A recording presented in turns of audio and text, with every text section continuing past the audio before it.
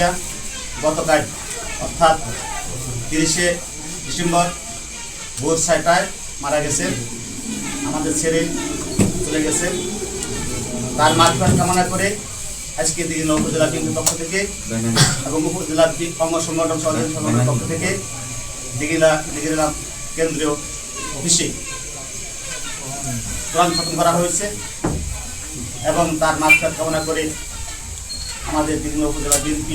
ইতিমধ্যে আপনারা জানেন সারা বাংলাদেশে এবং সারা ওয়ার্ল্ডে যে প্রভাবটা পড়েছে আমাদের বাংলাদেশ জাতীয়তাবাদী দল বিএনপির বারবার জনগণের নির্বাচিত ভোটে বারবার আপসহীন নেত্রী আমাদের বেগম খালেদা জিয়া, বাংলাদেশের প্রধানমন্ত্রী, সাবেক প্রধানমন্ত্রী, টানা তৃতীয়বার অর্জন করেছে দেশের সেরা সুপার ব্র্যান্ড স্বীকৃতি বসুন্ধরা টিস্যু। ওনার মৃত্যুতে যে শোকের ছায়া পড়েছে পুরা ওয়ার্ল্ডে, সেটা আপনারা ইতিমধ্যে দেখতে পেয়েছেন।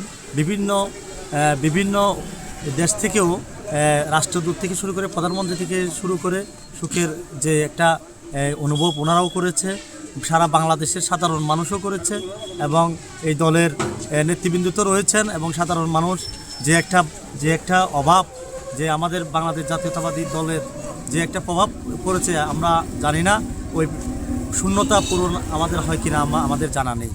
আমাদের এই প্রধানমন্ত্রীকে বারবার যখন এই স্বৈরাচার শেখ হাসিনার আমলে বারবার ওনাকে নির্যাতন করা হয়েছে, ওনাকে জেলে বন্দি করা হয়েছে, কিন্তু সুষ্ঠু চিকিৎসার কারণে আমাদের নেত্রীর আজকে এই পরিণতিতে মৃত্যুর দিকে আস্তে আস্তে ঢলে পড়েছে।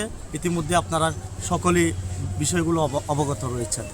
আমরা চাই আমাদের ম্যাডাম জিয়া মহান সৃষ্টিকর্তা ওনাকে নিয়ে গেছে, ওনার রুহের মাগফিরাত কামনা করছি। পাশাপাশি আজকে আমরা দিঘিনালা উপজেলা বিএনপি আজকে যে আমরা কোরআনে খতম এবং ওনার জন্য মোনাজাত আমরা আয়োজন করেছি।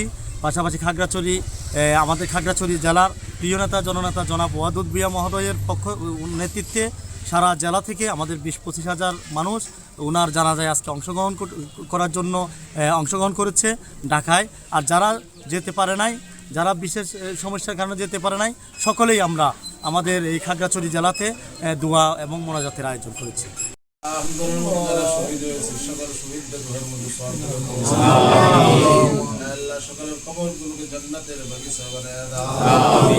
আল্লাহ